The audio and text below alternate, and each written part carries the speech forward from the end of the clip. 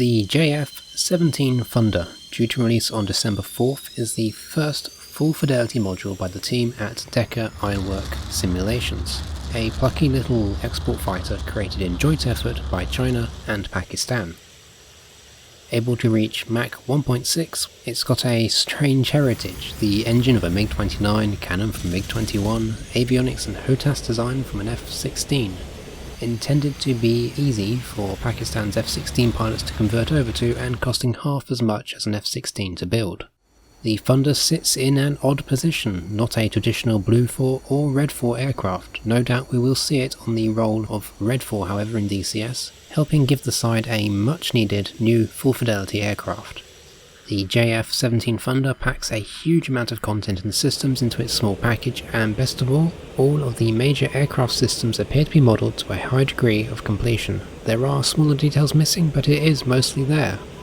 Boasting the first full glass cockpit that we've seen in DCS, you get 3 large multifunction colour displays dominating the cockpit, each split into a main and sub display. We have a massive suite of weapons and sensors to play with too, making it a truly modern multi-role aircraft, featuring missile approach warning systems, air and ground radar, targeting pod, self-protection jammer with radiation slant ranging, and on top of that we have a wide range of weapons: stun bombs, rockets, anti-ship missiles, man-in-the-loop guided cruise missiles, TV missiles, anti-radiation missiles, glide bombs, laser-guided bombs, and laser-guided rockets. For air-to-air we have SD-10 active radar missiles, a Chinese equivalent to the AIM-120, and the PL-5E, a heat seeker similar to the AIM-9. So, needless to say, there is a tremendous amount of capabilities and learning to do in this module. We'll get only 2 liveries for release, and the cockpit textures are a work in progress at present. They hope to have an update to them by release. But with all the systems modelled, it's easy to forgive some of the cosmetic issues, and it's a refreshing change to see the module launch in such a complete condition. It is still an early access release, not a full release, so there will be some bugs and issues with the aircraft still. I've run into a few issues with my time testing it, but of course I'm using a development build, so I cannot speak for how it will be on launch day. But the Decker team have been working very hard on addressing reported issues, and I'm feeling good for the release. I've thoroughly enjoyed learning and fighting in the Thunder. The cockpit and startup feature some fun details. You can, for example, remove the safety pin on the ejector seat, connect the oxygen supply, and adjust the oxygen valve, of which failure to adjust this at high altitudes can result in hypoxia. There is a lamp you can click on as a shortcut to the DCS flashlight function, and we get a data cartridge. This contains our personalised settings, mission and loadout. The ground crew can be requested to update our card after rearming to include new weapons and waypoints from our map. Up in the special options we can configure our countermeasure programs presets, slew rates, map type, and our cockpit voiceover, of which there are 4 choices. 2 in Chinese, 最大偏航锁定锁定锁定敌跟踪敌跟踪返场油量起落架未到位 and 2 in English, altitude, altitude, tracking, tracking, tracking. AOA, bingo, pull up, pull up, pull up. This is less bitching Betty and more soothing Susie. We can also create custom voice sets if you desire. The data cartridge extends into the mission, giving you the ability to import your special settings, waypoints marked on the map, and set your weapon laser codes with the help of the ground crew, who can update your card when you are done planning, helping work around the lack of a built-in mission planner inside DCS for multiplayer. Generally, the controls are quite intuitive once you get over the initial adjustments, and using systems like the radar in C mode are quick and easy to understand, and managing multiple sensors like the radar and targeting pod at the same time work off a sensor of interest system like our other modules. I found the cockpit simple to work in, and the HUD just perhaps a little busy at times but very functional. HOTAS interaction is mostly good, but you will still have to press on-screen buttons fairly often to change menus. However, changing the master mode automatically configures some preset pages based on the mode for ease of access, which I find very handy. Being a glass cockpit aircraft, we get a lot of real estate to work with on our displays.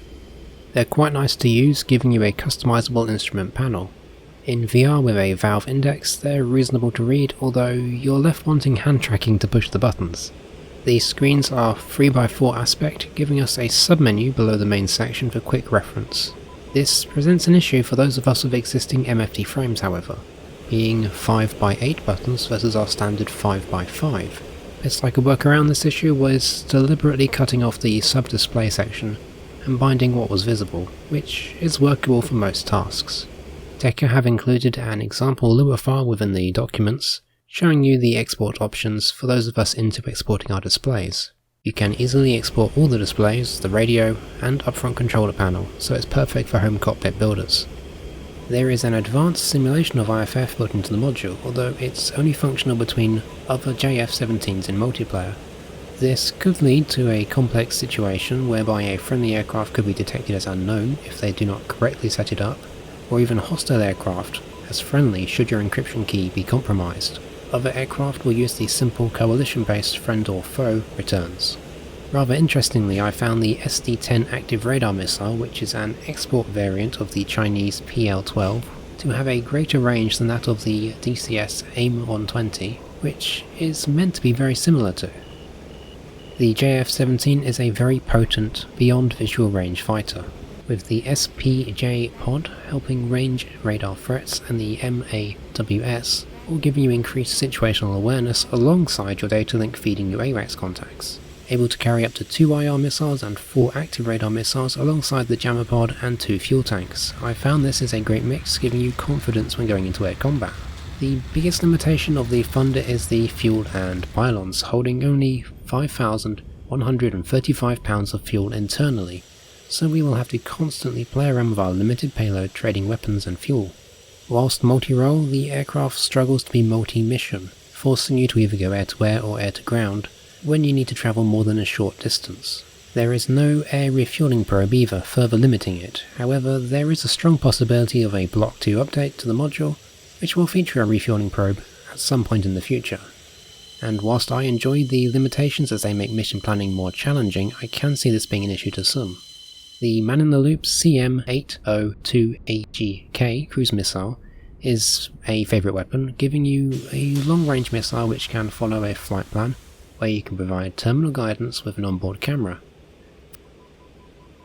For something a little closer and personal though, the BRM-1 laser-guided 90mm rockets are the Thunder's answer to the pylon limitations. And these are awesome. They're 16 rockets in a single pod on a single pylon, with enough punch to knock out an Abrams tank. I think this will probably become the bread and butter of any JF-17 ground attack mission, allowing you to carry significant payload. They're comparable to the Vickers missiles you'll find on the Ka-50 or Sukhoi 25T, making it a really deadly weapon against anything without a radar SAM defense. You could field as many as 64 of these, but you'll run out of fuel long before you can use them all. Defensively, we get only 36 chaff and 32 flares by default, but it does have a trick up its sleeve, the Missile Approach Warning System.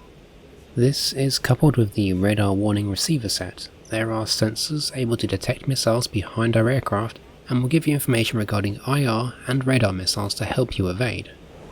The experience with VR has been very positive. I've been using a Valve Index headset and found it easy to read all the text on the displays and HUD, although sometimes I feel the need to zoom in on them for a little extra clarity, especially when searching for targets on the radar or targeting pod. The cockpit feels right, with no obvious scale issues. It works and performs well. VR makes using the center display much easier than on a traditional monitor, although you can hide the joystick if you wish in the special options. The damage model is work in progress, but very promising. We can have weapon pylons fail after impacts, or overstress your fuel tanks with too many Gs, as a couple examples I've encountered, along with more general damage and structural breakups. The aircraft is easy to fly and land, although a little slow to accelerate with heavy payloads. She will burn up fuel at an alarming rate down low, but I've found you can still get a good combat radius with high altitude cruising. She'll dogfight well when clean, and you will really feel the weight if you've got any luggage on, encouraging you to choose specialised loadouts rather than trying to carry a bit of everything. I'm really impressed with the abilities of this plucky little jet. It is by far the most widely capable aircraft in DCS at this moment in time. Whilst many of the features it has will be coming to other aircraft, none of them are anywhere near as complete a package right now. With that said, I feel the JF-17 still does enough to differentiate itself from these others, and will provide a great challenge to the existing lineup of DCS aircraft. I've enjoyed my time with it thus far. It's great to see a modern jet simulated in such detail, with the glass cockpit and extra systems integrated into it. I look forward to future updates and modules from Decker Ironworks simulations. If you're looking for a fun, compact, modern fighter with the full width of its abilities already well developed, the JF-17 is a very strong contender and something that will keep you learning and delving deeper into its systems for a good, long time. The JF-17 could be the jet for you.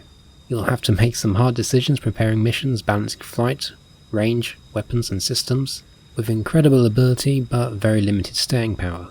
Prolonged fights are not its style by necessity, and you can think of the JF-17 as somewhere between an F-16 and an F-5 with its own identity and all the advantages of a modern aircraft. It's come as something of a surprise to many, and a very welcome one at that.